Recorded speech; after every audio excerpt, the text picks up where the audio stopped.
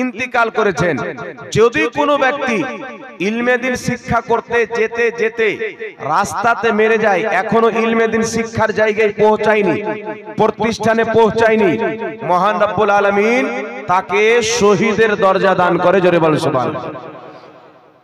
রাস্তায় মারা যায়, তাকে শহীদের দরজা দান করে। আর ওই ব্যক্তিকে যখন দাফন করা হয় কবরস্থানে, ইলমে দিন শিক্ষা করার নিয়াত করার কারণে, তালবে ইলম অবস্থায় মারা যাওয়ার কারণে, ইলমে দিন শিক্ষা করতে গিয়ে রাস্তায় মারা যাওয়ার কারণে তার যেখানে কবর দাফন করা হয়, তার কবরের ডান দিকের 40টি কবর, বাম দিকের 40টি কবরের আযাব আল্লাহ তাবারাক ওয়া তাআলা তার কবর হওয়ার বরকতে উঠিয়ে নেয়। জোরে বল সুবহানাল্লাহ। এটা কার? যে শিক্ষার নিয়াত করলো,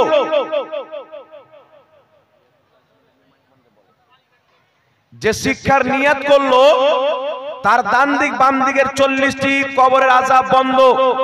তাহলে আপনারা এখানে যারা এসেছেন, সর্বপ্রথম একটি হাদিস মনে রাখতে হবে। রাসূল করিম সাল্লাল্লাহু আলাইহি ওয়াসাল্লাম বলেন, ইন্নামাল আমালু বিন্নিয়াত, প্রত্যেক আমলের ফল হচ্ছে তার নিয়তের উপরে। কিসের উপরে? প্রত্যেক আমলের ফল তার নিয়তের উপরে। এখানে অনেক কেউ এসেছেন, আপনাদের নিয়ত আছে আমি জালসা শুনতে যাচ্ছি, কিছু শিখবের কারণে। যদি আপনার নিয়ত থাকে, উদ্দেশ্য থাকে যে আমি কিছু শিক্ষার জন্য যাচ্ছি, তাহলে আপনার আসাও নেকি, বসাও নেকি, যাওয়াও নেকি। জোরে বল সুবহানাল্লাহ। আর যদি আপনার উদ্দেশ্য থাকে যে আমি মেলা ঘুরতে যাচ্ছি বা জিলেবি কিনতে যাচ্ছি বা কোনো সামান কিনতে যাচ্ছি, তাহলে আপনার আসাও ফুজুল, বসাও ফুজুল, যাওয়াও ফুজুল, সব বেকার হয়ে যাবে। কিন্তু শিক্ষার নিয়ত নিয়ে আপনি যখন এই জায়গাতে এসে বসবেন, আপনার যাওয়া আসা বসা সবটাই ইবাদত হবে। জোরে বলেন সুবহানাল্লাহ। তাহলে আমাদের নিয়ত ঠিক হবে কি হবে না বাবা? জোরে বলেন। আর একটা কথা মনে রাখবেন, এখানে যিনারা এসেছেন শিক্ষার নিয়তে, তাদেরকে বলতে চাই, আপনি আজকে কত উপকার পাচ্ছেন। একজন ব্যক্তি যদি, রাসূল পাক বলছেন, একজন ব্যক্তি যদি সারা রাত্রি জেগে নফলি ইবাদত করে, কি করে? একজন ব্যক্তি যদি সারা রাত্রি জেগে নফলি ইবাদত করে, আর একজন ব্যক্তি মাত্র 10 মিনিট, কয়েক মিনিট সময় ইলমে দিন শিক্ষা করে, আল্লাহ তাবারাক ওয়া তাআলার নিকটে সারা রাত্রি নফলি ইবাদত করার চাইতে মাত্র 10 মিনিট ইলমে দিন শিক্ষা করার ফজিলত বেশি। জোরে বলেন সুবহানাল্লাহ। বুঝতে পারছেন আমার কথা? না খোট্টা আদমি নেই সমঝ মারা? বাংলা বুঝেন? জি। তাহলে কি বুঝতে পারলেন? একজন ব্যক্তি যদি সারা রাত্রি ইবাদত করে, আর একজন ব্যক্তি যদি 10 মিনিট ইলমে দিন শিক্ষা করে, সারা রাত্রি নফলি ইবাদত করার চাইতে 10 মিনিট কিছু শিখা, কোরআন হাদিসের কথা আলিম ওলামার জবানে, এর ফজিলত, এর সম্মান বেশি। জোরে বল সুবহানাল্লাহ। তাহলে 10 মিনিট শিখলে যদি এত বেশি হয়, আপনি তো এখানে সারা রাত্রি শিক্ষা নেবেন না, কি বলেন? তাহলে আপনার কত নেকি হবে, বুঝতে পারছেন তো? এই মাইকম্যান ভাই, মাইকটা চ্যান চ্যান কেন করছে? একটু কমান আছে, মাইকম্যান আছে না নাই? চ্যান চ্যান না করে ওই যে আপনার একটু আছে, একটুটা কমিয়ে দেন। ফেরেশ আওয়াজ, আওয়াজ কম থাক, ফেরেশ একটু কমিয়ে দেন। মাইক খুব সুন্দর আছে, আল্লাহ আরো বরকত দান করুক, বলেন আল্লাহুম্মা আমিন। আরেকটি হাদিস শুনেন।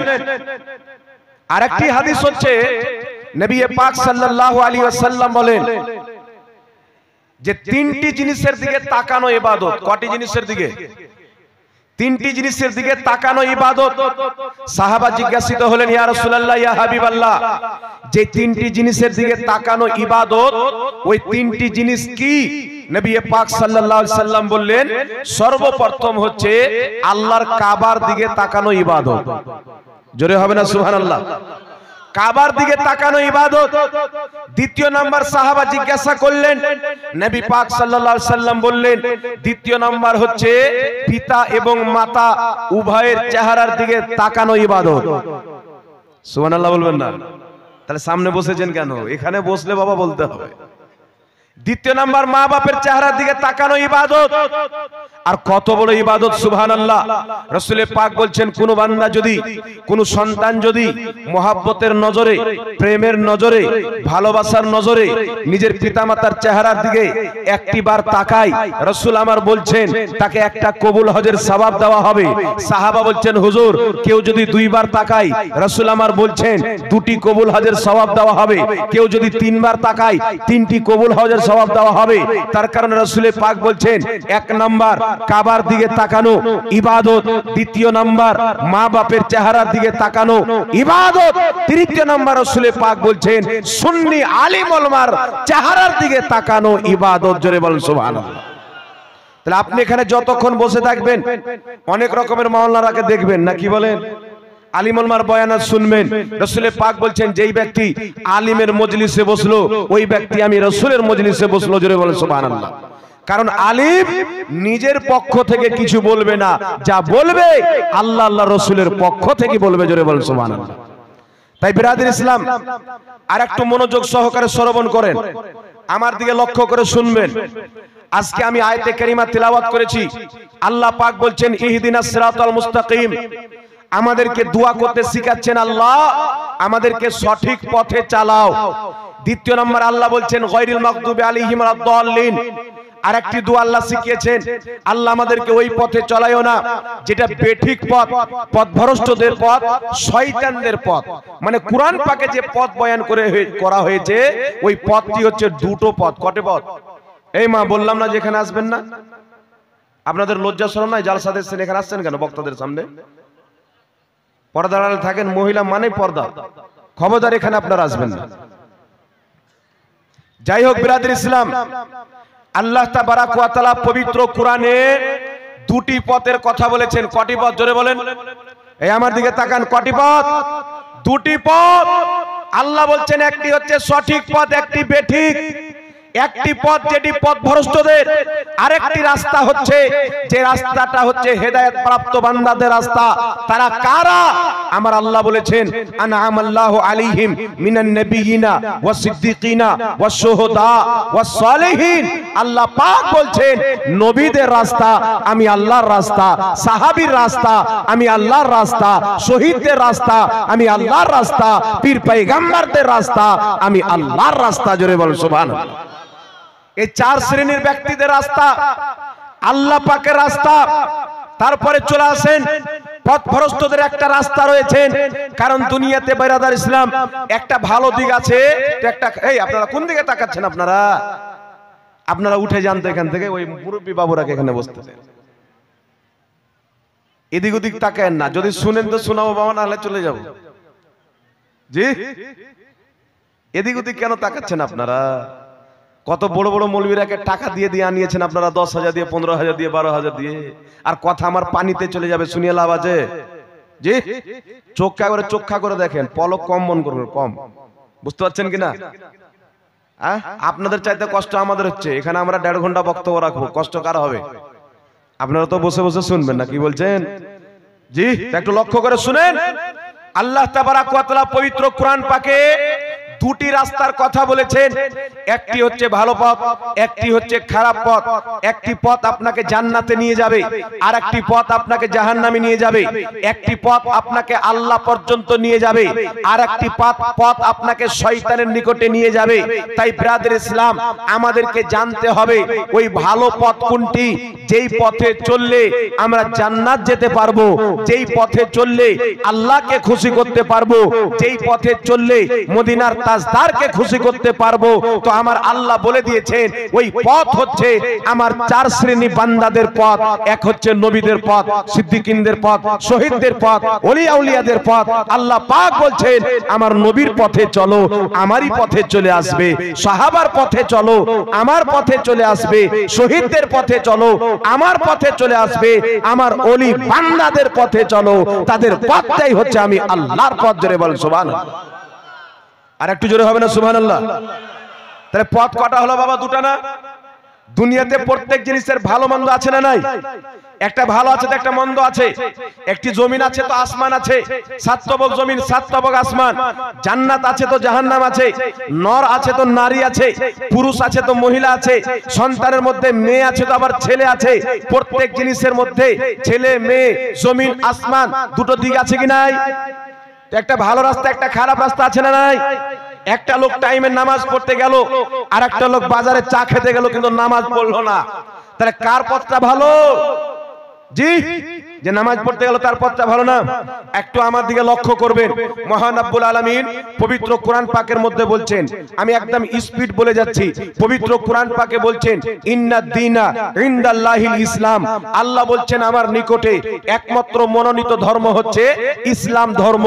ইসলাম মানে হচ্ছে শান্তি, কিন্তু বাবা আজকে ইসলামের মধ্যে শান্তি পাওয়া যায় না। ইসলামের মানা শান্তি, ইসলাম ধর্ম শান্তির, কিন্তু আমরা যখন খুঁজি ইসলামের মধ্যে শান্তি পাই না। কেন পাই না? যরকম মৌলবি তরকম বক্তা, তরকম ফাতোয়া আছে না নাই? যরকম মৌলবি দেখতে পাওয়া যায় তই রকম ফাতোয়া মারে। ব্রাদার ইসলাম একটু লক্ষ্য করে শুনবেন। আল্লাহ পাক পবিত্র কোরআনে বলছেন আল্লাহর রশ্মিকে মজবুত করে ধরে নাও, তোমরা ফিরকায় বন্টন হয়ে যেও না। আল্লাহর রশ্মিকে ধরে রাখতে হবে। আমার আপনার নবী কি বলছেন আল্লাহর রশ্মির ব্যাপারে? রাসূল পাক বলেছেন, হাদিসটি তিরমিজির মধ্যে, এই হাদিসকে আজ পর্যন্ত কেউ অস্বীকার করেনি। রাসূল পাক বলছেন বনি ইসরাইলের মধ্যে ৭২টি ফিরকা হয়েছিল, আমার উম্মতের মধ্যে ৭৩টি দল হবে। রাসূল পাক বলছেন কুল্লুহুম ফিন্নার, সবাই জাহান্নামে যাবে, ইল্লা মিল্লাতান ওয়াহিদা, একটি দল জান্নাতে যাবে। মা আনা আলাইহি ওয়া আসহাবি, যে আমার আকীদাতে আমার সাহাবার আকীদাতে থাকবে তারাই হবে জান্নাতি। কার আকীদাতে থাকবে? যে নবী এবং সাহাবার আকীদাতে থাকবে তারাই হবে জান্নাতি। আজকে নবীর আকীদা কার মধ্যে, সাহাবার আকীদা কার মধ্যে, এই জিনিসটা দেখতে হবে বাবা। আপনি যদি এটাকে বুঝে নেন মসলা ক্লিয়ার হয়ে যাবে। আমার নবী কি বললেন? ৭৩ ফিরকা, ৭২ জাহান্নামী, একটি জান্নাতি। এইবার একটু আমার দিকে লক্ষ্য করেন। রাসূল পাক সাহাবায়ে কেরামকে দাগ টেনে বুঝিয়ে দিলেন, একটি লম্বা করে দাগ টানলেন, বাকি দুই সাইডে নবী আমার ৭২টি দাগ টানলেন। রাসূল পাক বলছেন এটা হচ্ছে সোজা পথ। সোজা পথে চলা অনেক কষ্ট হবে, কারণ যেই ব্যক্তি সোজা পথে চলবে দুই দিকের ৭২টি দল বলবে এই দিকে সোজা পথ আছে, এই দিকে সোজা পথ আছে। তাদের ধোঁকাতে পড়ে তাদের জালে যারা ফেসে যাবে ৭২ জাহান্নামী দলে চলে যাবে, আর যারা সোজা চলতে চলতে কিয়ামত পর্যন্ত চলে যাবে তারা নবী মুস্তাফার সাথে জান্নাতে যাবে। বলেন সুবহানাল্লাহ। তাহলে ৭২টি দল হবে সাইডে, একটি হবে জান্নাতি। এবার চিন্তা করেন ৭২টি দল হবে কোথায় থেকে? ওই এক দল থেকে কেটে কেটে বের হবে, এক দল থেকে কেটে কেটে বের হবে। নবী সুজা করে টানলেন যে যেই রশ্মিটা আমি আল্লাহর ধরেছি, আমার রশ্মিকে আবু বকর ধরেছেন, আমার রশ্মিকে উমর ফারুক ধরেছেন, আমার রশ্মিকে আলী ধরেছেন, আমার রশ্মিকে ইমামে হুসাইন ধরেছেন। কিয়ামত পর্যন্ত যারাই আমি নবীর রশ্মিকে ধরে থাকবে তাদের পিছনে চলিও, তারা জান্নাতি, তাদের পিছে চলনেওয়ালা মুসলমানও জান্নাতি। বলেন সুবহানাল্লাহ। এখন দেখতে হবে আল্লাহর রশ্মি কার কাছে আছে। নবী পাক যে বলেছেন ৭৩ ফিরকা হবে, সব জাহান্নামে, একটি জান্নাতে। আজকে দেখতে পাওয়া যায় কাদিয়ানীকে জিজ্ঞাসা করেন, কাদিয়ানী বলবে আনা জান্নাত, আনা জান্নাতি, আমিও জান্নাতি। দেওবন্দীকে জিজ্ঞাসা করেন বলবে আমি জান্নাতি। ওয়াহাবিকে জিজ্ঞাসা করেন আমি জান্নাতি, তারা তো বেশি গলা ফেলে বলবে জান্নাতি যদি থাকে তা আমরা জান্নাতি। বাংলাদেশে একটা মদখোর মৌলবি আছে, মদ না খেয়ে মদখোর, কাজ্জাব বিন ইহুদির নাম আপনারা শুনেছেন কিনা আল্লাহ পাক জানে। আব্দুর রাজ্জাক বিন ইউসুফের নাম। একটা লোক যদি মাতাল হয়ে যায় মদ খেয়ে, ওর মতন ভুল ভাল বকে না, এ না খেয়ে ভুল ভাল বকে।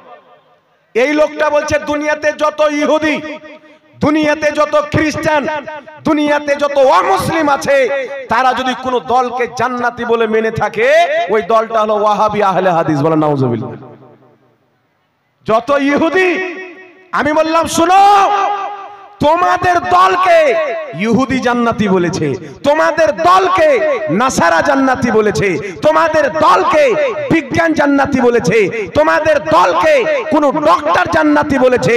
আল্লাহর কসম খেয়ে বলি, আহলে সুন্নাত ওয়াল জামাতকে দুনিয়ার কোন ইহুদি না, দুনিয়ার কোন নাসারা না, সুন্নি মুসলমানকে জান্নাতি বলেছেন মুহাম্মদ রাসূলুল্লাহ বলেছেন। বল সুবহানাল্লাহ। তো কোনটা জান্নাতি হবে? ইহুদি যাকে জান্নাতি বলেছে ও জান্নাতি হবে, না মুস্তাফা যাকে জান্নাতি বলেছেন ও জান্নাতি হবে? কথা বলবেন না? বাংলা नहीं समझता है बाबू, उर्दू चलाना पड़ेगा। अरे ইহুদি নাসারা যাকে জান্নাতি বলবে ও জান্নাতি হবে, না মুহাম্মদ রাসূলুল্লাহ যাকে জান্নাতি বলবে ও হবে?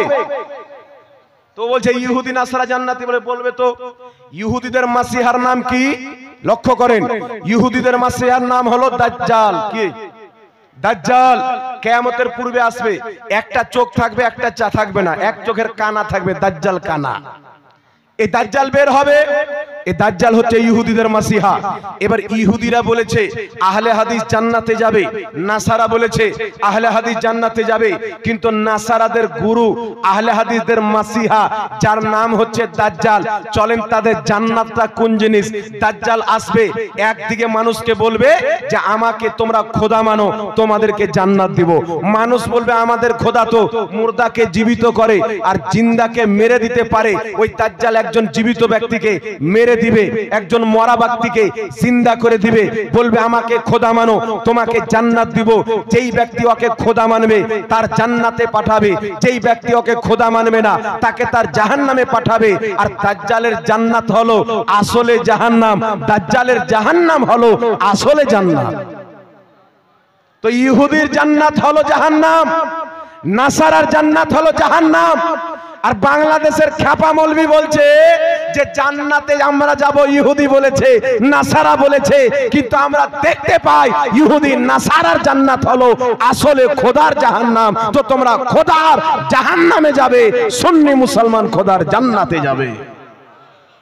আর একটু জোরে হবে না সুবহানাল্লাহ? এইবার চলে আসেন মিরাদুল ইসলাম, 73 ফিরকা 72 জাহান্নামে, একটি জান্নাতে। নামটা কি? কাদিয়ানি বলছে আমরা জান্নাতি, শিয়া বলছে আমরা জান্নাতি, আহলে হাদিস বলছে আমরা জান্নাতি, ওয়াহাবি বলছে আমরা জান্নাতি, আপনার রাফজি বলছে আমরা জান্নাতি, তবলিগি বলছে আমরা জান্নাতি। আসলে জান্নাতি কে? আমার নবী তো শুধু ভাগ করে চলে যাননি, যে 72 জাহান্নামী একটা জান্নাতির নাম তো বলেছেন। জোরে বলেন। তো কাদেরকে জান্নাতি বলেছেন? আল্লাহর কসম খেয়ে বলি, রাসূলুল্লাহর সহিহ হাদিস বিদ্যমান, আল্লাহর নবী সাল্লাল্লাহু আলাইহি সাল্লাম কোন নাম নিয়ে না কোন আহলে হাদিসকে জান্নাতি বলেছেন, না আপনার দেওবন্দিকে জান্নাতি বলেছেন, না ওয়াহাবিকে জান্নাতি বলেছেন, না শিয়াকে জান্নাতি বলেছেন, না কাদিয়ানীকে জান্নাতি বলেছেন।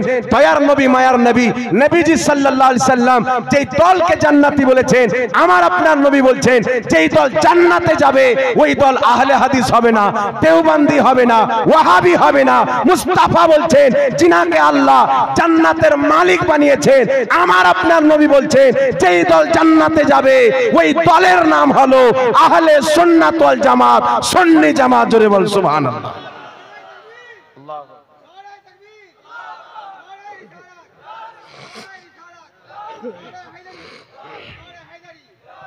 তো আমার নবী নাম বলে দিয়েছেন, তার কারণে আহলে হাদিস বলে পরিচয় দেওয়া বিদআত, দেওবন্দি বলে পরিচয় দেওয়া বিদআত, শিয়া বলে পরিচয় দেওয়া বিদআত, লামাযহাবি বলে পরিচয় দেওয়া বিদআত। তার কারণে আমরা আহলে সুন্নাত ওয়াল জামাত, আমাদের পরিচয় হলো সুন্নি মুসলমান। জোরে বলেন সুবহানাল্লাহ। নবীর দেওয়ার নাম আমরা নিয়েছি, সুবহানাল্লাহ হবে না? আমার চ্যালেঞ্জ থাকলো, এই পৃথিবীর মাটিতে কোন আহলে হাদিস যদি থাকে, কোন দেওবন্দি যদি থাকে, মাত্র একটা হাদিস যদি দেখাইতে পারে আমার নবী কোন হাদিসে বলেছেন আহলে হাদিস জান্নাতে যাবে, আল্লাহর কসম খেয়ে বলি আমি মোহাম্মদ জাহাঙ্গীর আলম রেজভী, রাজমহল ঝাড়খণ্ড, তাকে 1 লক্ষ না 10 লক্ষ টাকা পুরস্কার দেব, আর আমি দেখাবো আমার নবী মুস্তাফা আমরা আহলে সুন্নাত ওয়াল জামাতকে জান্নাতি বলেছেন। জোরে বল সুবহানাল্লাহ। নবী যাকে জান্নাতি বলেছেন সে জান্নাতি, নাকি বলেন? আমার নবী বলছেন আবু বকর তুমি জান্নাতি, উমর তুমি জান্নাতি, আলী তুমি জান্নাতি, তালহা তুমি জান্নাতি, বিলাল তুমি জান্নাতি। আমার আপনার নবী 10 জন সাহাবার নাম উল্লেখ করে জান্নাতি বলে দিয়েছেন। জমিন আসমান হতে পারে, আসমান জমিন হতে পারে, মুহাম্মদ রাসূলুল্লাহর জবান এদিক ওদিক হবে না। জোরে বলেন সুবহানাল্লাহ। নবী পাক সাল্লাল্লাহু আলাইহি সাল্লাম ক্লিয়ার করে দিলেন। আরেকটি হাদিস শুনেন, আহলে হাদিসদের গুরু ইবনে কাসির নিজের কিতাব তাফসীর ইবনে কাসিরের মধ্যে হাদিসটি সহিহ সনদে উল্লেখ করেছেন। হাদিস কি? আমার নবী আপনার নবী সাল্লাল্লাহু আলাইহি সাল্লাম বলছেন, কিয়ামতের ময়দানে এক শ্রেণীর ব্যক্তি হবে যাদের চেহারা দিয়ে নূর বের হবে। সুবহানাল্লাহ বলেন। কিয়ামতের ময়দানে কিছু লোক হবে, এক শ্রেণীর ব্যক্তি হবে যাদের চেহারা দিয়ে নূর বের হবে, এবং অনেক লোক হবে যাদের চেহারা কালো অন্ধকার হয়ে যাবে। সাহাবা বলছেন, ইয়া রাসূলুল্লাহ, যাদের চেহারা দিয়ে নূর বের হবে তাদের নামটা কি? যাদের চেহারা কালো কচু হয়ে যাবে তাদের নামটা কি? আমার নবী আপনার নবী বলেছেন, যাদের চেহারা দিয়ে নূর চমকিবে তারা হবে আহলে সুন্নাত ওয়াল জামাত, সুন্নি মুসলমান। জোরে বলেন সুবহানাল্লাহ। আর যেই ব্যক্তি নবীকে নূর মানে না, ওর নূর পাবে? যারা নবীকে নূর মানে না পাবে। এ বলছেন নবীও হাঁকতেন মুততেন, আমরাও হাগি মুতি। তো তুই যদি হাইগে দিস মুইতে দিস কোন মসজিদের সামনে, গোড়া ভিড়িয়া তোর কেটে নেওয়া হবে না, কি বলে? আর আমার আপনার নবীর পেশাব মুবারক, পাখানা মুবারক আমাদের মতো নোংরা ছিল না, মুস্ক আম্বারের চাইতে বেশি সুগন্ধি ছিল। জোরে বলেন সুবহানাল্লাহ। আর তুলনা করছে নবীর সাথে। আরে শুনো, যেই নবী মুস্তাফার ঘামে খুশবু, পেশাবে খুশবু, পাখানাতে খুশবু, থুথু মুবারকে খুশবু, তুমি যদি কোনো ভালো চোখে থুপ দিয়ে দাও চোখ কানা হয়ে যাবে। মুস্তাফা অন্ধ চোখে থুপ দিলে চোখের জ্যোতি ফিরে আসে। বলেন সুবহানাল্লাহ। আল্লাহু আকবার কবিরা। তাই বিরাদর ইসলাম, এখন অনেক রকমের ফিরকা আছে। এখানে হাত বাঁধতে বাঁধতে এখানে টেনে নিচ্ছে, এরকম নাই? আপনাদের আশপাশে আছে? এখানে হাত বেঁধে টেনে নিচ্ছেন এখানে। আর তাজ্জুব হবে, কিছু মৌলবি বেরিয়েছে মানুষকে বলছে যে নাভির নিচে হাত বানার কোনো সহি হাদিস নাই, বুকের উপরে হাত বানার 4টা সহি হাদিস আছে। বাংলাদেশের দাজ্জাল কানা বলেছে। আমি 1.5 বছর থেকে চ্যালেঞ্জ করেছি, এই নীল আকাশের নিচে, এই জমিনের উপরে যদি কোন লামাযহাবী যারা বুকের উপরে হাত দিয়ে নামাজ পড়ে, আমাকে বুকের উপরে হাত বানার একটা যদি সহি হাদিস দিতে পারে, আমার নবী মুস্তাফা বুকের উপরে হাত বেঁধেছেন, তাকে 10 লক্ষ টাকা পুরস্কার দেওয়া হবে। হিম্মত থাকলে চ্যালেঞ্জ অ্যাকসেপ্ট করো, না কি বলেন? হিম্মত থাকলে অ্যাকসেপ্ট করবে কি করবে না? কিন্তু কোন মায়ের লাল দেখাতে পারে না। কিন্তু আমার এটাও চ্যালেঞ্জ, নাভির নিচে হাত বানার একটা না দুটা না, আমার মতন একটা ছোট মৌলবি 4টা সহি হাদিস দিতে পারবে। জোরে বলেন সুবহানাল্লাহ। বুকের উপরে হাত বানার কোনো সহি হাদিস নাই, কিন্তু প্রবলেম হচ্ছে কি জানেন? এরা বুকের উপরে হাত বানার জাল জয়ীফ হাদিসকে উল্লেখ করেছে, কিতাবে লিখেছে, লেখার পরে নিচে লিখেছে হাদিসটি সহি। একটা নাম আপনারা শুনে হবেন, জাকির নায়েক, নাম শুনেছেন? জি, এ বলছে বুকের উপর হাত বানার হাদিসটি সহি, নাভির নিচে হাত বানার হাদিসটি জয়ীফ। শুনেছেন এই কথা? জি, কিন্তু নাভির নিচে হাত বানার সহি হাদিস আছে, বুকের উপরে হাত বানার কোনো সহি হাদিস নাই। এটাই হচ্ছে সত্য। জোরে বলেন সুবহানাল্লাহ। কিন্তু মানুষকে কি বলে ধোকা দিল, কোন দিক দিয়ে গিয়ে নিয়ে গিয়ে ধোকা দিল। আর ধোকা কিভাবে দেয়? শুধু হাদিস না, কোরআনের নামে। বুঝে কোরআন পাকে 25টি আয়াত আছে, ওসিলা হারাম একটাও নাই। বরং কোরআন পাকে আয়াত আছে, আল্লাহ বলছেন ওয়াবতাগু ইলাইহিল ওসিলা, তোমরা ওসিলা পেশ করো। আর এই দাজ্জাল কানা বলছে ওসিলা হারাম, 25টা আয়াত আছে, একটাও আয়াত নেই, কেউ দেখাতে পারে না। বুকের উপরে হাত বানার হাদিস সহিহ আবু দাউদে, কিন্তু আবু দাউদের হাদিসটি সহিহ না জয়ীফ, দুই দিক দিয়ে জয়ীফ। আবু দাউদে তাউস বলছেন নবী পাক বুকে হাত বেঁধেছেন। হযরতে তাউস হচ্ছেন তাবেঈ, যিনি নবীকে দেখেননি, ডাইরেক্ট নবীর কথা বলছেন। এই ধরনের হাদিসকে বলা হয় মুরসাল। মুরসাল হওয়ার কারণে আবু দাউদের হাদিসটি জয়ীফ। আর আবু দাউদের হাদিসের মধ্যে একজন বর্ণনাকারী রয়েছেন, যেই বর্ণনাকারীর নাম হচ্ছে সুলাইমান বিন মুসা। ইমাম বুখারী সুলাইমান বিন মুসাকে মুনকারুল হাদিস বলেছেন। দুই দিক দিয়ে হাদিসটি জয়ীফ, অর্থাৎ হাদিসটি অতিরিক্ত জয়ীফ। জোরে বলেন সুবহানাল্লাহ। আর জয়ীফ হাদিসকে বলছে সহিহ। কিন্তু আলহামদুলিল্লাহ আহলে সুন্নাত ওয়াল জামাত হানাফি মাযহাবের মান্যকারীদের নিকটে একটা না দুটা না চারটা সহিহ হাদিস আছে। দয়ার নবী মুস্তাফা নামাজে দাঁড়িয়েছেন, নাভির নিচে হাত বেঁধেছেন। সাহাবায়ে কেরাম নামাজে দাঁড়িয়েছেন, নাভির নিচে হাত বেঁধেছেন। তাবেঈনে কেরাম নামাজে দাঁড়িয়েছেন, নাভির নিচে হাত বেঁধেছেন। তাই ইমাম আবু হানিফা বলছেন যেটা নবীর মাযহাব, যেটা সাহাবার মাযহাব, যেটা তাবেঈর মাযহাব, ওটাই হচ্ছে আমি আবু হানিফার মাযহাব। জোরে বল সুবহানাল্লাহ।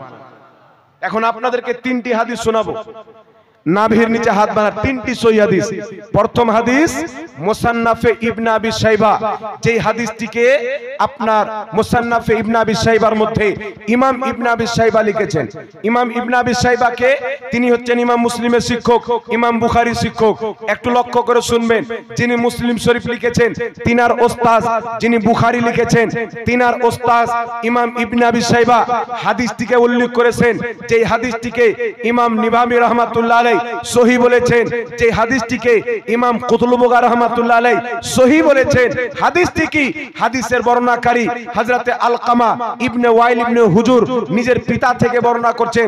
তিনি বলছেন রাআইতুন নবী সাল্লাল্লাহু আলাইহি সাল্লাম, আমি নবী পাককে দেখলাম ইয়াদা ও ইয়ামিনাহু আলা শুমালিহি ফি সালাতি তাহতা সুররা, নবী পাক ডান হাতকে বাম হাতে রেখে নাভির নিচে বেঁধেছেন। জোরে বল সুবহানাল্লাহ। আর একটু জোরে হবে না সুবহানাল্লাহ? নবী পাক ডান হাত বাম হাতে রেখে নাভির নিচে হাত বেঁধেছেন। একেবারে টনটনা কাচের মতন সহিহ হাদিস। দ্বিতীয় নাম্বার চলে আসেন সাহাবা কোথায় হাত বেঁধেছেন। ইমাম ইবনুল বার রাহমাতুল্লাহ আলাইহি নিজের কিতাব আত-তামহিদ 20তম খণ্ড 78 নম্বর পৃষ্ঠা, বেইরুত লেবাননের ছাপ, হযরতে উকবা বিন সাহবান হাদিস বর্ণনা করছেন।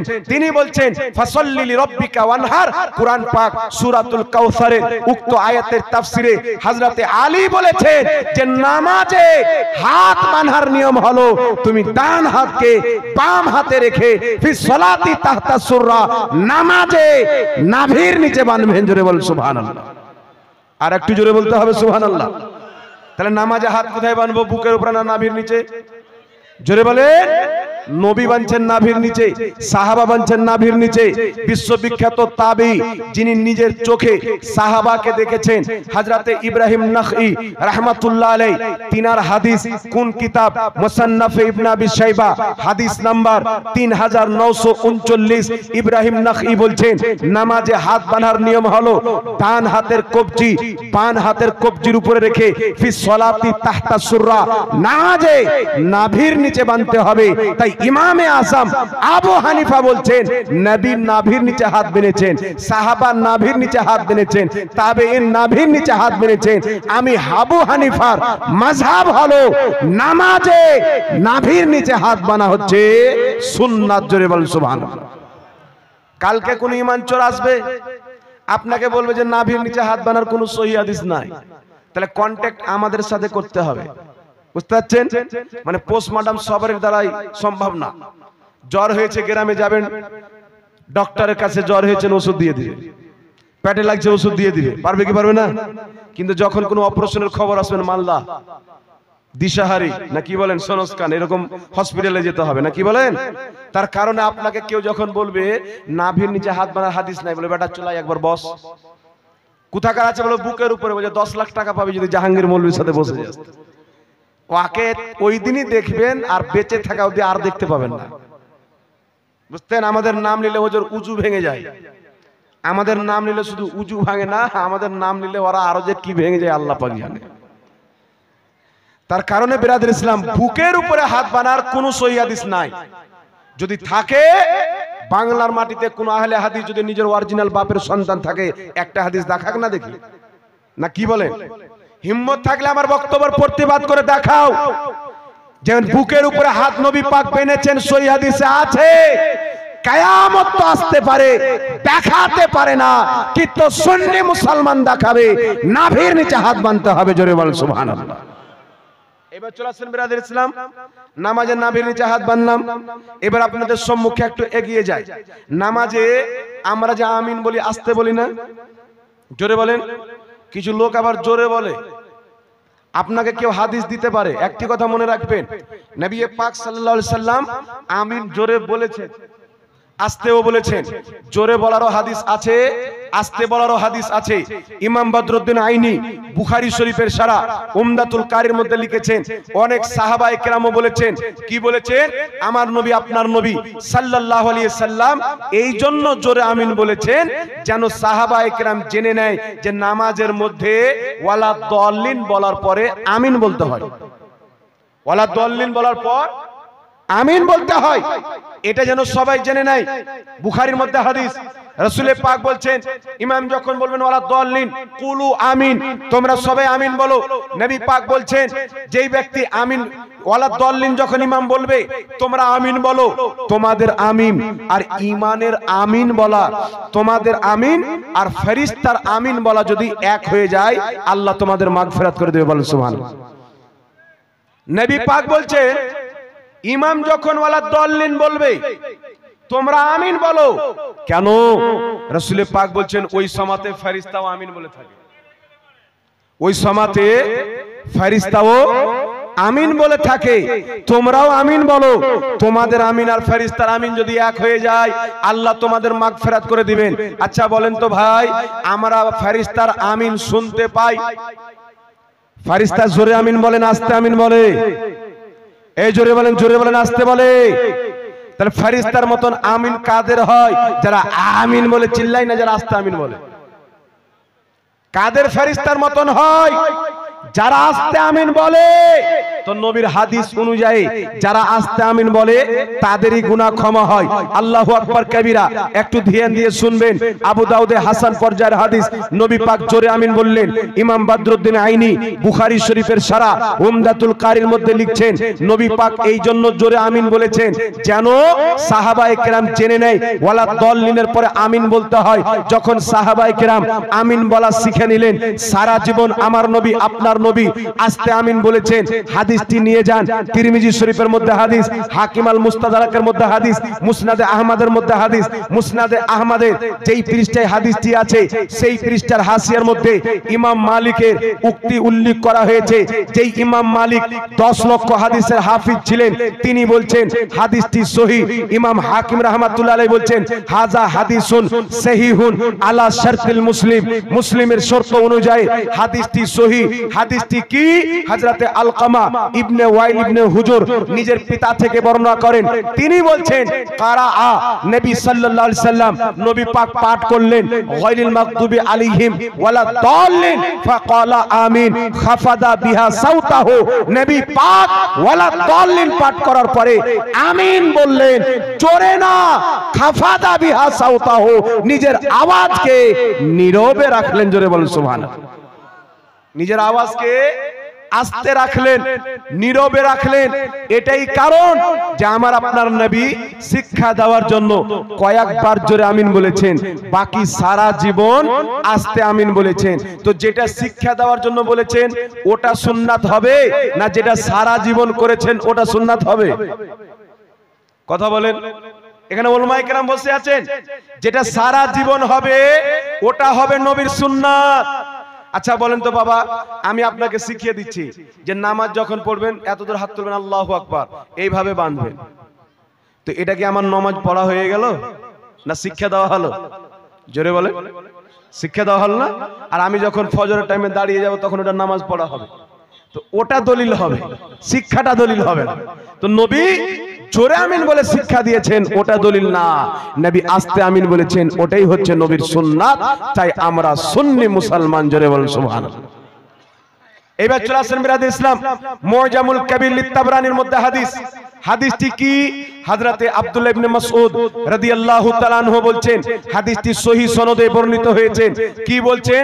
তিনি বলছেন নামাজের মধ্যে 4টা জিনিস নীরবে বলতে হয়। কটা জিনিস? কোথাও 3টা জিনিসের কথা বলা হয়েছে, 4টা জিনিস কি কি? একটি হচ্ছে নামাজের মধ্যে আউযু বিল্লাহি মিনাশ শাইতানির রাজিম আস্তে বলতে হবে। নামাজের মধ্যে বিসমিল্লাহির রহমানির রহিম আস্তে বলতে হবে। নামাজের মধ্যে রব্বানা লাকাল হামদ আস্তে বলতে হবে। আব্দুল্লাহ ইবনে মাসউদ বলছেন আমিনটাও আস্তেই বলতে হবে। জোরে বল সুবহানাল্লাহ। আমিনটা কি করে বলতে হবে? আস্তে বলতে হবে। তাহলে কেউ যদি আপনাকে বলে যে আস্তে আমিন বলা চলবে না, জোরে জোরে ফরজ মনে করে আমিন বলা, এটা তো একেবারে টাটকা বিদআত। বুকের উপরে ফরজ মনে করে হাত বানা, যে বুকে হাত না বানলে নামাজ হবে না, একেবারে টাটকা বিদআত। সুন্নাত যদি থাকে নাভির নিচে হাত বানতে হবে, আমিন আস্তে বলতে হবে। একটু জোরে হবে না সুবহানাল্লাহ? একটু জোরে বলেন না সুবহানাল্লাহ? এইবার চলে আসেন বিরাদর ইসলাম, আমার সামনে লক্ষ্য করেন, আমার পরে আপনাদের মন মাতানো বক্তা আসছে। আমি জানি না আপনারা বুঝতে পারছেন কিনা, আল্লাহ পাক জানে। বলবো না, ছেড়ে দেবো? কিছু লোক উপর উপর বলছে বলেন, আর ভিতরে বলছে সুর করা বক্তাগুলা কোথায় গেল রে? হ্যাঁ না, কি বলেন? যাক, এই আমার দিকে একটু লক্ষ্য করেন। আমিন বলে নিলাম, হাত কোথায় বাঁধতে হবে এটা বুঝতে পারলাম কি পারলাম না? একটু জোরে বলেন, বুঝতে পারলাম কি পারলাম না? এইবার চলে আসেন, নামাজের বিষয়টা বাদ দিয়ে দিলাম বাবা। দুটা জিনিস বুঝে গেলেন, প্রত্যেকটা জিনিসের দলিল আমাদের কাছে আলহামদুলিল্লাহ আছে। এখন আপনাদের সম্মুখে দু তিনটা জিনিস বয়ান করতে চাই, যেটি বয়ান করা আমি এমার্জেন্সি মনে করি। কি বয়ান করা? আমরা আহলে সুন্নাত ওয়াল জামাতের আকীদা কি? আমরা আহলে সুন্নাতের জামাতের আকীদা হচ্ছে, আমাদের বিশ্বাস হচ্ছে যে আমাদের নবী নূরের তৈরি। এই জোরে বলেন, কিসের তৈরি? নূরের। কিছু গাঁজাখোর মৌলবি বেরিয়েছে, এ আবার যুক্তি দিয়ে নবীকে মাটি প্রমাণ করতে চায়। একটা বর্ধমানের গোপাল ভাড় আছে, গোপাল ভাড়, পোল্ট্রি মুরগি চিনেন? হ্যাঁ, অনেক কেউ চিনে গেছে যারা দেখেছে। পোল্ট্রি মুরগি গোপাল ভাড়, কিছু আসে না যায় না। ওর মাদ্রাসায় বাগদাদি কায়দা পড়ায়। একটা বড় হাদিসের বই যদি খুলে দেন, ওর গোটা ভুটি বেরিয়ে যাবে, পোল্ট্রি মুরগি থেকে কাওয়া হয়ে যাবে। জি, এরা যুক্তি দিচ্ছে কি জানেন? যুক্তিটা আমি দিয়ে দিচ্ছি বাবা, একটু আমার দিকে লক্ষ্য করেন। আচ্ছা বলেন তো, আদম আলাইহিস সালাম কিসের তৈরি? মাটির না? এই সবাই বলেন কিসের তৈরি? আদম আলাইহিস সালাম মাটির তৈরি। আর জিবরিল মিকাইল যত ফেরেশতা আছে, ফেরেশতা কিসের তৈরি? কথা বলেন, ফেরেশতা কিসের তৈরি? আদম নবী মাটির তৈরি, ফেরেশতারা হচ্ছে নূরের তৈরি। আচ্ছা বলেন তো, ফেরেশতাদেরকে হুকুম করা হয়েছিল যে আদমকে সেজদা করো, নাকি নূরের ফেরেশতাকে হুকুম করা হচ্ছে মাটির আদমকে সেজদা করো? তাহলে নূরের দাম বেশি হলো না মাটির দাম বেশি? জি, যুক্তিতে সবাই বলে দাম তো মাটিরই বেশি হলো, কিন্তু আদম নবী মাটির তৈরি, এই কারণে সেজদা দেওয়ার হুকুম হয়নি। এই যুক্তি দিয়ে মাটি প্রমাণ করতে হয়।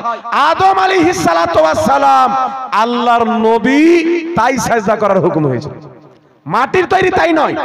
আর যদি বলে, যেমন আহলে হাদিস মৌলবি বলে, ওয়াহাবি মৌলবি বলে আদম মাটির তৈরি, ফেরেশতা নূরের তৈরি, ফেরেশতাকে হুকুম হলো মাটির আদমকে সেজদা করো, সুতরাং বুঝা গেল মাটির দাম নূরের চাইতে বেশি। আমি ওই দাজ্জাল কানা মৌলবিকে বলবো, উঠাও পবিত্র কুরআন, আল্লাহ পাক বলছেন আল্লাহু নূরুস সামাওয়াতি ওয়াল আরদ, আল্লাহ হচ্ছে জমিন এবং আসমানের নূর। তো আল্লাহর দাম বেশি না আদমের দাম বেশি? কথা বলেন, আল্লাহর দাম বেশি না আদমের দাম বেশি? তো এখনই তো বললেন যে মাটির দাম বেশি, নূরের দাম কম। তো আল্লাহ তো নূর, আদম তো মাটি, তাহলে নূরের দাম কম কেন হলো না? তো বুঝা গেল নূরের তৈরি বলে সম্মান বেশি না, মাটির তৈরি বলে সম্মান বেশি না। আল্লাহ নবুয়ত দিয়ে আদমকে নবী বানিয়েছেন, তাই তিনার সম্মান বেড়ে গেছেন। জোরে বলেন সুবহানাল্লাহ। আর এই দাজ্জাল কানা যে যুক্তি দিচ্ছে নূরের ফেরেশতাকে সাজদা করতে বলা হলো, কিন্তু কি কারণে বলা হলো এটা কিন্তু আপনার সামনে বলবে না। ওয়াহাবি মৌলবীর কাজ হচ্ছে হাদিসের নামে মিথ্যাচার করা, কোরআনের নামে মিথ্যাচার করা। আমি আপনাকে বলে দিচ্ছি, ইমাম জুরকানি রাহমাতুল্লাহ আলাইহি নিজের কিতাব সারা মাওয়াহিবুল লাদুনিয়ার মধ্যে লিখেছেন, আল্লাহ পাক হুকুম করলেন উসজুদুলি আদমা, এই আমার ফেরেশতা মণ্ডলীরা তোমরা সবাই আদমকে সাজদা করো। আল্লাহ পাক যখন সাজদা করার হুকুম দিয়েছিল, ইমাম জুরকানি বলছেন সাজদা কেন করতে বললেন? কারণ ছিল যে আদম আলাইহিস সালামের পেশানিতে নূরে মুহাম্মাদি ছিল। জোরে জোরে, আদমের পেশানিতে নূরে মুস্তাফা ছিল, তাই তিনাকে সাজদা করার হুকুম হলো। তাই বরেলির সরতাজ আলা হযরত বলছেন, তেরি নসলে পাক মে হে বচ্চা বচ্চা নূর কা, তু হে আইনে নূর, তেরা সব ঘরানা নূর। তাহলে বলেন তো বাবা কেন সাজদা করতে বলা হলো? উনার পেশানিতে নূরে মুহাম্মাদি ছিল। এ দাজ্জাল কেন এটা বলবে আপনাকে? এটা বলবে না, কারণ এর কাজ হচ্ছে আপনার ঈমান চুরি করবে। ঈমান বাঁচানো তো উদ্দেশ্য না। যার কারণে বিরাদর ইসলাম শুনেন, আজ থেকে 500 বছর পূর্বের আকীদা নবী নূরের তৈরি, 1000 বছর পূর্বের আকীদা নবী নূরের তৈরি, 1450 বছর পূর্বের আকীদা নবী নূরের তৈরি, নিজের নবী মুস্তাফার আকীদা নূরের তৈরি। বলেন সুবহানাল্লাহ। আজ থেকে আপনাদের সামনে আমি 500 বছর থেকে গণাই নাকি বলেন? 500 বছর পূর্বের ইমাম, কত বছর পূর্বের? কমবেশ 500 বছর পূর্বের ইমাম ইমাম ইবনে হাজার রাহমাতুল্লাহ আলাইহি তিনার বক্তব্যকে ইমাম মোল্লা আলী কারি রাহমাতুল্লাহ আলাইহি নিজের কিতাব মিশকাতের সারা মিরকাতের প্রথম খণ্ডের মধ্যে উল্লেখ করেছেন। তিনি বলছেন প্রথম সৃষ্টির ব্যাপারে কয়েক রকম হাদিস রয়েছে। হাদিস কি? আল্লাহ প্রথম কলম তৈরি করেছেন, আল্লাহ প্রথম আকল তৈরি করেছেন, আল্লাহ প্রথম নবীর নূর তৈরি করেছেন। হাদিসের মধ্যে ভিন্নতা রয়েছে। ইমাম ইবনে হাজার বলছেন কিন্তু চিন্তা করার দরকার নাই, এই সমস্ত জিনিসের আসল হলো আল্লাহ পাক সর্বপ্রথম নবীর নূর তৈরি করেছেন। জোরে হবে না সুবহানাল্লাহ? সর্বপ্রথম নবীর নূর তৈরি করেছেন। এটা 500 বছর পূর্বের আকীদা। হাদিস আমি শোনাচ্ছি বাবা, একেবারে টেনটেনে সহি হাদিস দিব, একটু আমার দিকে লক্ষ্য করেন। এইবার চলেন 1000 বছর পূর্বে যাই, কমবেশ 1000 বছর পূর্বে জগৎ বিখ্যাত ইমাম, ইমামুল আউলিয়া, ইমামুল ফুকাহা, ইমামুল মুফাসসিরিন, ইমামুল মুহাদ্দিস, পীরে পীরা, মীরে মীরা আব্দুল কাদের জিলানী গাউসে আজম, জোরে বলেন সুবহানাল্লাহ। ইনি শুধু পীর ছিলেন না, লক্ষ লক্ষ হাদিসের হাফিজ ছিলেন। কুরআন পাকের তাফসীরের কিতাব লিখেছেন তাফসীরে জিলানী। একটু আমার দিকে লক্ষ্য করেন। আব্দুল কাদের জিলানী রাহমাতুল্লাহ আলাইহির লেখা কিতাব, আমার কাছে কিতাবটি আলহামদুলিল্লাহ আছে, সিররুল আসরার ওয়া মাজহারুল আনওয়ার, পৃষ্ঠা নাম্বার 7, বেইরুত লেবাননের ছাপ। আব্দুল কাদের জিলানী বলছেন ইন্না আউয়ালু মা খালাকাল্লাহুল কালাম ওয়া আউয়ালু মা খালাকাল্লাহুল আকল ওয়া আউয়ালু মা খালাকাল্লাহুন নূরি। আব্দুল কাদের জিলানী বলছেন নিশ্চয় হাদিসের মধ্যে এসেছেন আল্লাহ প্রথম কলম তৈরি করেছেন, আল্লাহ প্রথম নূর তৈরি করেছেন, আল্লাহ প্রথম আকল তৈরি করেছেন। ইমাম আব্দুল কাদের জিলানী মুহাদ্দিসে জামানা, তিনি বলছেন শুনো, এটা প্রথম বলে বিভ্রান্তিতে পড়ে যেও না। আব্দুল কাদের জিলানী বলছেন ওয়া হুয়া হাকিকাতু মুহাম্মাদিয়া, এই প্রত্যেক জিনিসের আসল হচ্ছে নূরে মুহাম্মাদি। সর্বপ্রথম আল্লাহ মুস্তাফার নূর তৈরি করেছেন, মুস্তাফার নূরের বরকতে লৌহ কলম তৈরি করেছেন। বলেন সুবহানাল্লাহ। আচ্ছা বলেন তো, আব্দুল কাদের জিলানী, বড় পীর আব্দুল কাদের জিলানী লক্ষ লক্ষ হাদিসের হাফিজ, ইনি বেশি আকীদা বুঝতেন না আজকের গাঁজাখোর বেশি বুঝে?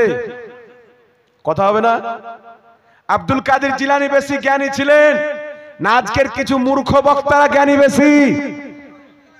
আজকের বক্তাকে বলবেন যে বক্তা গ্যারান্টি জান্নাতে যাবে, না আব্দুল কাদের জিলানী আলহামদুলিল্লাহ জান্নাতে গ্যারান্টি। জোরে বলেন সুবহানাল্লাহ। কেউ নাকে জাহান্নামী বলতে পারবে? আল্লাহ নিজে বলে দিয়েছেন লাহুমুল বুশরা ফিল হায়াতি দুনিয়া ওয়াল আখিরা, আমার ওলিদের ব্যাপারে দুনিয়া আখিরাতে সুসংবাদ। দুনিয়াতে তাদেরকে মোহাব্বত দেব, আখিরাতে তাদেরকে জান্নাত দেব। জোরে বলেন সুবহানাল্লাহ। তাহলে 500 বছর পূর্বের আকীদা নবী নূর, 1000 বছর পূর্বের আকীদা নবী নূর। এইবার আপনাদের সম্মুখে বাবা 4টি হাদিস শোনাবো, 4টি হাদিস সহিহ। কটা হাদিস শোনাবো? 4টা হাদিস শোনাবো, 4 হাদিস সহিহ। এখানে মনে হয় কিছু প্রশ্ন এসেছে, বলছি একটু দাঁড়াবেন, কে দিয়েছেন। একটি হাদিস শুনেন, দালাইলুন নবুয়াত 1150 বছর পূর্বে ইমাম বাইহাকি লিখেছেন। আলহামদুলিল্লাহ কিতাবটি আমি কিনেছি, আমার মাদ্রাসায় রাখা আছে। দালাইলুন নবুয়াত 5ম খণ্ড, লেবাননের ছাপ। এই 5ম খণ্ডের মধ্যে একটি হাদিস নিয়েছেন ইমাম বাইহাকি। হাদিসটি কি? আদম আলাইহিস সালাতু ওয়াস সালামকে সমস্ত মানব জাতির আত্মা দেখানো হলো। আদম আলাইহিস সালাম বলছেন আমি যখন সকলের আত্মাকে দেখছিলাম, আপনার আমার সমস্ত মানব জাতির আত্মা, আদম নবী বলছেন তার মধ্যে আমি একটি চমকিত নূর দেখলাম, উজ্জ্বল নূর দেখলাম।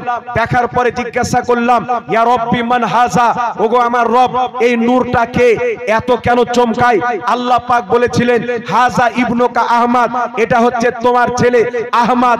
আল্লাহ বলেছিলেন ওয়া হুয়া ইসমুহুস সামায়ে আহমদ, জিনার নাম আকাশে আহমদ। ওয়া হুয়া ইসমুল আরদে মুহাম্মদ, জিনার নাম জমিনে মুহাম্মদ আল্লাহ পাক বলেছিলেন হুয়াল আউয়ালুহু ওয়াল আখিরুহু ওয়া হুয়া আউয়ালুশ শাফি। আল্লাহ বলছেন আমি জিনাকে সর্বপ্রথম তৈরি করেছি যখন জমিন ছিল না, আসমান ছিল না, জান্নাত ছিল না, হাওয়া ছিল না, পানি ছিল না, লৌহ কালাম ছিল না। আমি সর্বপ্রথম তিনাকে তৈরি করেছি হুয়াল আখিরুহু, সবারই শেষে পাঠাবো, ওয়া হুয়া আউয়ালুশ শাফি, এবং কিয়ামতের ময়দানে সর্বপ্রথম শাফাত করার অধিকার আমি আমার নবীকে দান করব। বল সুবহানাল্লাহ।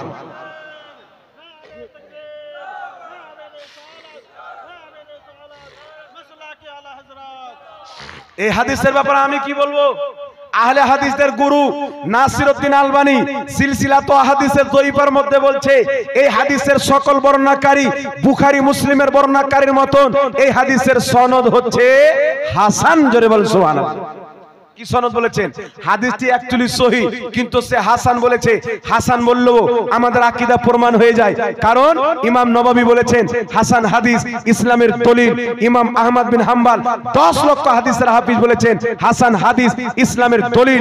আহলে হাদিসদের মৌলবী বলেছে হাসান হাদিসকে অস্বীকার করা মানে কুফরি করা। তাহলে স্পষ্ট বোঝা গেল যখন জমিন ছিল না আমার নবীর নূর ছিল, আসমান ছিল না নবীর নূর ছিল। এখন আর কি দেরি আছে? যখন জমিন ছিল না তো জমিনের তৈরি কি করে হতে পারে? যখন মাটি ছিল না তো মাটির তৈরি কি করে হতে পারে? আমি লামাযহাবীদেরকে বলবো তোমাদের গুরু সবচাইতে বড়, তোমাদের ইমাম, তোমাদের শাইখুল ইসলাম ইবনে তাহমিয়া, ইবনে তাহমিয়ার ছাত্র তোমাদের আরেকজন ইমাম, ইমাম ইবনে কাসির নিজের ফেমাস কিতাব আল বিদায়া ওয়ান নিহায়ার মধ্যে একটি হাদিস সহিহ সনদে বর্ণনা করেছেন, লিখেছেন। লেখার পরে তোমাদের ইমাম নিজে হাদিসটিকে সহিহ বলেছেন। হাদিসটি কি? রাসূল পাক বলেছেন আল্লাহ পাক সৃষ্টির দিকে আমাকে সর্বপ্রথম সৃষ্টি করেছেন আর পাঠিয়েছেন সবারই শেষে। জোরে হবে না সুবহানাল্লাহ? প্রথম মানে কি? প্রথম মানে না পানি ছিল না, জমিন ছিল না, মাটি ছিল না, হাওয়া ছিল। তাহলে মাটির তৈরি কি করে হলো বাবা? জি, মাটির তৈরি কি করে হলো? আল্লাহ নবীর নূরকে সর্বপ্রথম তৈরি করেছেন। জোরে হবে না সুবহানাল্লাহ? তারপরে নবীর দেহকে, নবীর বডিকে, যে মদিনাতে নবীর রওজা মুবারক আছে জান্নাতের টুকরা, ওই রওজার মাটি দিয়ে নবীর দেহকে তৈরি করা হয়েছিল। কিন্তু ওটা দুনিয়ার মাটি না, জান্নাতের মাটি। আর জান্নাতে দুনিয়ার মতন মাটি আছে, সব নূর, দেহটাও নূর। তার কারণে আমার নবী বলছেন আল্লাহ আমার মাংসকে নূর করে দাও, আমার চোখকে নূর করে দাও, আমার কানকে নূর করে দাও, হাতকে নূর করে দাও, রক্তকে নূর করে দাও, হাড্ডিকে নূর করে দাও। তাহলে নবীর দোয়া কবুল না কবুল না? তাহলে নবীর নূর হাড্ডিকেও নূর মানতে হবে, নবীর রক্তকেও নূর মানতে হবে, নবীর মাংসকেও নূর মানতে হবে, নবীর পেশাবকেও নূর মানতে হবে, নবীর থুথু মুবারককেও নূর মানতে হবে। এই কারণে নবী যখন পেশাব করতেন মুস্কা আম্বারের খুশবু বের হতো। নবীর রক্ত পান করে নিলে জাহান্নামের আগুন হারাম হয়ে যেত। আমার রক্ত পান করা হারাম, নবীর রক্ত সাহাবী পান করেছেন, জাহান্নামের আগুন হারাম হয়েছেন। আমার থুতু পান করা হারাম, নবীর থুতু চোখে লাগিয়েছেন, চোখের দৃষ্টি ফিরে চলে এসেছে। আমার ঘাম নিয়ে শরীরে মালিশ করা হারাম, নবী মুস্তাফার ঘাম সাহাবায়ে কেরাম আতর হিসেবে ব্যবহার করেছেন। জোরে বলেন সুবহানাল্লাহ। তার কারণে আমার নবীর খাবার কি ছিল? এখন একটা প্রশ্ন হচ্ছে যে হুজুর নবী পাক তো খেজুর খেতেন, জয়ের আটা খেতেন, আটার রুটি খেতেন, ছাতু খেতেন, ছাগলের মাংস খেতেন, তো আমরা যা খেতাম নবীও তো তা খেতেন। কিন্তু এইগুলো নবীর হাকিকতি খাবার না। আমার নবী খেজুর কেন খেলেন? যেন উম্মত জেনে নাই খেজুর খাওয়া সুন্নাত। আমার নবী পানি কেন পান করলেন? উম্মত জেনে নাই পানি, কোন পানি পান করতে হয়, কোন পানি পান করা যায় না। আমার নবী খাবার খেলেন, জেনে নাই উম্মত কোন খাবার হালাল, কোন খাবার হারাম। আমার নবী গরুর গোশত খেয়ে প্রমাণ করে দিয়েছেন যে গরুর মাংস খাওয়া যায়, শুয়ারের মাংসকে হারাম করে প্রমাণ করেছেন শুয়ারের মাংস খাওয়া হারাম। জোরে হবে না সুবহানাল্লাহ? এইগুলো তো নবী আমাদেরকে রাস্তা দেখাতে এসেছিলেন। নবী আসলে কি খেতেন? আমার নবী বলছেন আবিতু ইনদা রাব্বি ইউতঈমুনি ওয়া ইয়াসকিনি, আমি রাত্রি আমার আল্লাহর কাছে কাটাই, আমার আল্লাহ আমাকে খাওয়ায়, আমার আল্লাহ আমাকে পান করায়। নবীকে কি আল্লাহ খাওয়ায়? খেজুর আল্লাহ খাওয়ান না, মাংস আল্লাহ খাওয়ান না। আল্লাহর নিকটে নবী যখন চলে যাবেন, আল্লাহ ও নূর, নবী ও নূর, নূর ছাড়া কিছুই নাই।